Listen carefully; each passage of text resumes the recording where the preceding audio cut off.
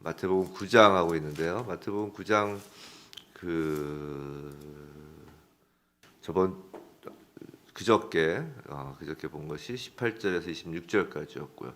그 앞절이 이제 새 포도주를 이제 새 부대에 넣어야 한다라는 그 금식 논쟁에 관련된 말씀에서 새 포도주를 새 부대에 넣어야 한다는 말씀 이후에 이제 그저께 보았던 그 한 관리의 딸과 예수의 옷을 만진 여자, 그 기적 이야기, 그리고 오늘 이제 두 번째 기적 이야기입니다.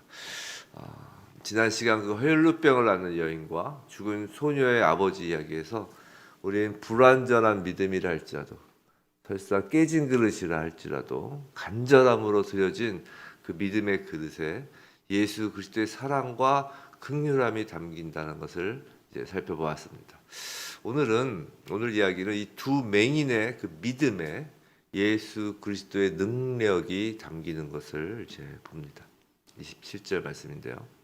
자, 두 맹인은 예수를 따라오며 이제 소리를 지릅니다. 다윗의 자손이여라고 이제 소리를 지르죠. 마태복음 1장에 그 예수의 계보에서 다윗의 자손이라고 기록된 후 사람의 입에서 직접 예수님을 다윗의 자손이라고 부르는 첫 번째 장면입니다. 이 다윗의 자손은 이스라엘 백성이 성경에 약속된 메시아를 부를 때 사용하는 독특한 표현입니다. 종교 지도자들인 바리새인과 서기관들은 박학한 종교 지식과 건강한 육신의 눈을 가지고 있었지만 예수님이 메시아라는 사실을 깨닫지 못하는 영적인 맹인인 반면 본문에 나온 맹인들은 육신의 눈은 멀었지만 반대로 예수님을 그들의 메시아로 인정하는 밝은 영적인 눈을 가지고 있었던 것입니다. 그들은 메시아 되신 예수님께 불쌍히 여기소서라고 소리쳤습니다. 자, 혈루병을 앓은 여인, 또 죽은 소녀와 그 아버지에게 보이신 예수님의 긍휼함, 그 불쌍하신 긍휼함을 지금 구하는 것입니다. 혈루병을 앓는 여인의 경우엔 그 자리에서 예수님께서 즉각적으로 치료하시고 구원을 선포하셨습니다. 그런데 오늘의 맹인들에겐 그 자리에서 즉각적으로 그러시지 않습니다. 무언가 한 걸음 더 나가길 원하신 겁니다. 28절을 보면 예수님이 집에 들어가십니다. 자, 예수님은 집 안으로 들어가시는데 맹인들은 집 안까지 따라 들어가 계속 간청합니다.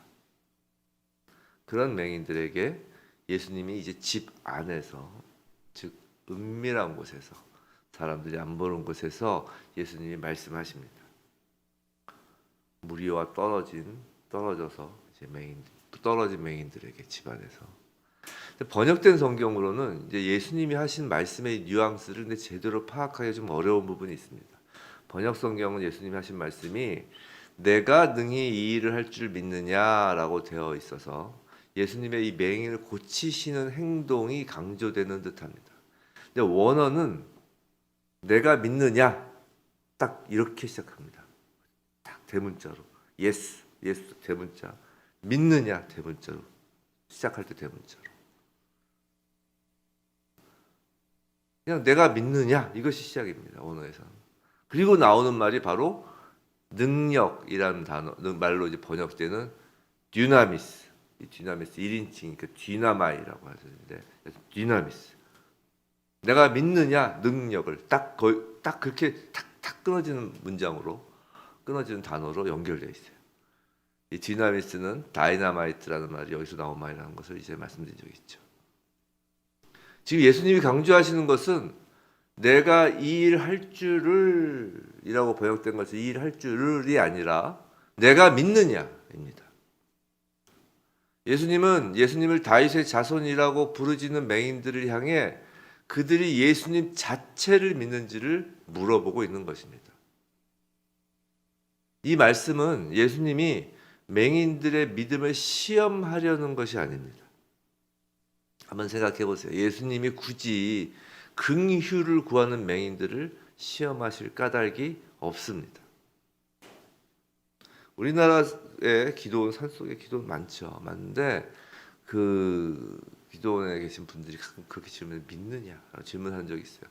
근데 그걸 시험하는 의도로 그렇게 질문하는 건 잘못되는 거예요. 그런 게 아니라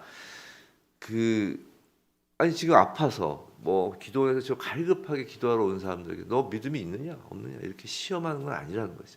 예수님도 그런 식으로 지금 맹인들이 시험하려고 물어보신 게 아니라는 거예요. 틀린 답을 내면 내보내시려고 집에서 내보내시려고 예수님이 질문하신 게 아니라는 겁니다. 그럼 예수님의 내가 믿느냐는 무슨 의미를 가지고 있을까요?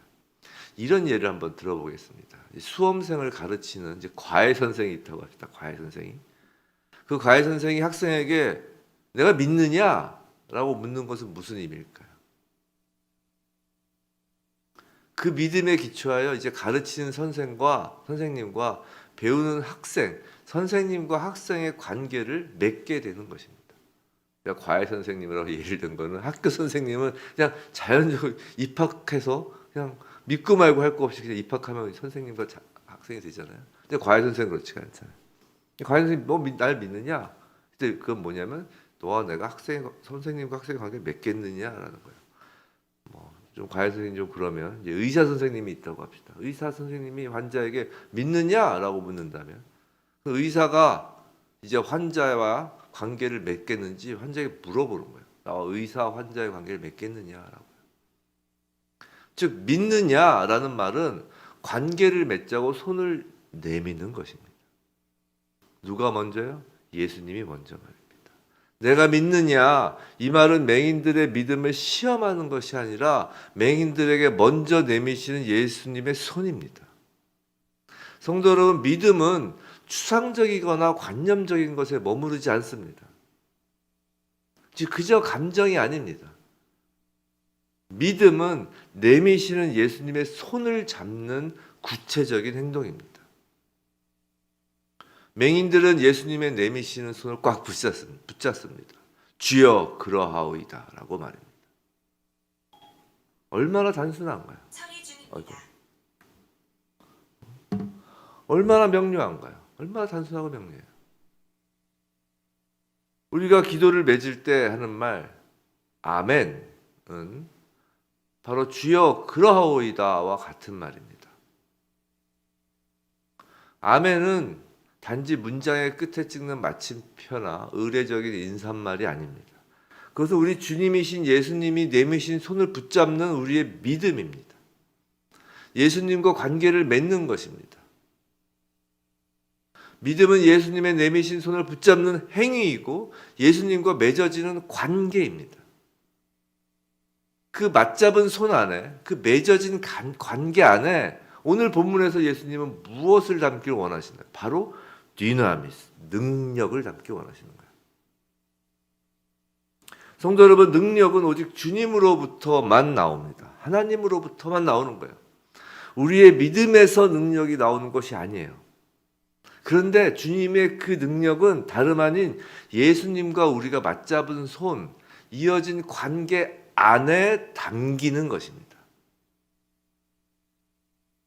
분명 맹인들은 예수님의 기적 소문을 들었을 것입니다. 그리고 예수님을 다윗의 아들이라고 부르짖으며 나름대로 예수가 누구신지에 대한 깨달음, 영의 눈도 있었습니다. 그러나 그보다 더 중요한 것은 내가 믿느냐, 다른 말로 하면 나의 손을 잡겠느냐, 나와 관계를 맺지 않겠느냐라는 예수님의 질문입니다. 그리고 그 질문에 주여 그러하오이다 라고 대답하는 것, 내민 손을 잡는 것, 그것이 믿음입니다. 믿음은 그렇게 예수께서 먼저 내미는 손에서 시작됩니다. 그렇게 하나님은 우리와 믿음의 관계를 맺으며 역사하시길 원하시는 겁니다. 29절, 이제 예수님과 맹인들의 관계가 맺어졌습니다. 이제 29절, 그것을 상징하기라도 하듯이 예수님은 맹인들의 눈을 만지시는 거예요. 그냥 말로 해도 되실 것을 굳이 손으로 만지시며 그 관계를 확인시키십니다. 분명히 맹인들이 눈을 뜨게 된 것은 예수님의 능력으로 인한 것입니다. 그런데 예수님은 그것을 믿음대로 된 것이다 라고 하십니다. 자, 여기서 믿음대로라는 말의 원어적 의미는 그들의 믿음의 질이나 양을 말씀하시는 것이 아닙니다. 그 존재를 말씀하신 거예요. 믿음의 존재 말입니다. 즉 믿음이 있었기에 담겼다는 거예요.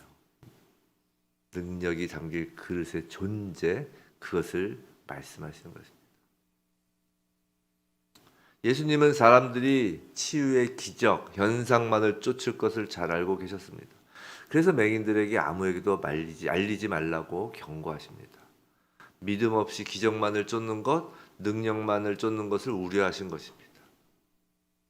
그러나 예수와 관계를 맺은 맹인들은 그것을 전하지 않고는 견딜 수 없었습니다. 그들은 예수를 전할 수밖에 없었습니다. 성도 여러분, 사람들은 살면서 자신의 힘으로, 자신의 능력으로 살려고 발버둥을 칩니다. 그리고 혹은 성공했다고 기뻐하기도 하고, 혹은 실패했다고 낭망하기도 합니다. 그리스도인들은 머리로는 주님의 능력으로 산다고 생각하고 입으로도 그렇게 고백합니다. 그런데 그러면서도 솔직히 주님이 너무 인색하신 것처럼 느끼기도 합니다. 무언가 뻥 뚫리는 듯한 정말 다이너마이트와 같은 능력을 경험하지 못합니다. 과연 정말로 초기 교회 때에는 주님의 다이너마이트와 같은 능력이 필요했지만 지금 현대에는 그 능력이 덜 필요해서일까요? 아닙니다. 2000년 전의 예수님과 지금도 살아계신 예수님은 동일하신 분입니다. 더욱이 예수님께서 직접 말씀하셨습니다. 예수님이 육신적으로 지금 이 땅에 계신 것보다 성령을 보내주시는 것이 더 좋다고 말입니다. 그리고 예나 지금이나 주님의 능력은 변함없으십니다. 그런데 그것을 아시나요? 오히려 성령을 통해, 말씀을 통해 2000년 전보다 더욱 자주 매일 매 순간 예수님이 우리에게 질문을 하신다는 것을요.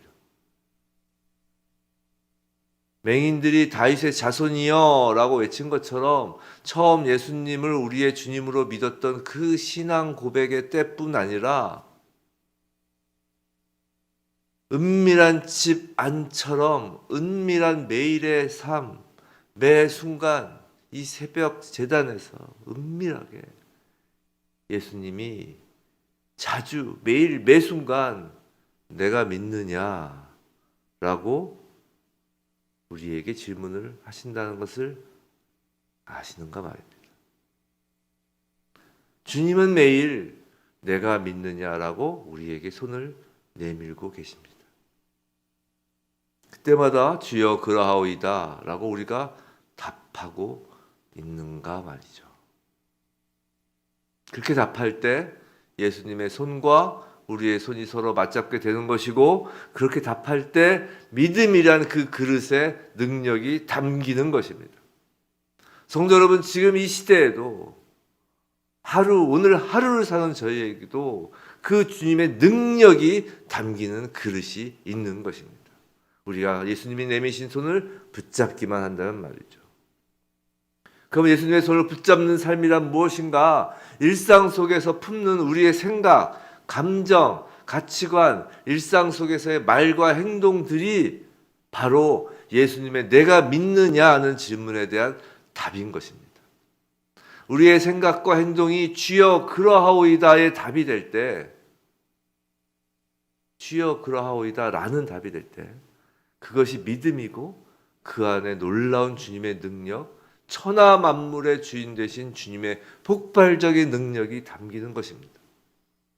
우리가 무언가를 선택할 때, 무언가를 의사결정을 해야 할 때, 매 순간, 매일 주님은 계속 물어보십니다. 은밀하게 말이죠. 내가 믿느냐?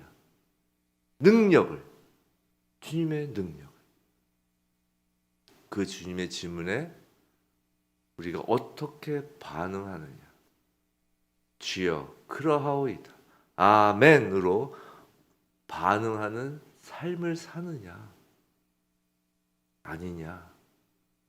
그렇게 반응하며 산다면 그 그릇, 믿음의 그릇 안에 주님의 능력이 담기는 것입니다. 믿음은 관념적인 것이 아니라 행동하는 것입니다. 부디 매일 매 순간 내가 믿느냐라며 내미시는 주님의 손을 붙잡고 그 믿음에 담긴 주님의 능력으로 살아가는 저와 여러분이길 주님의 이름으로 축원합니다.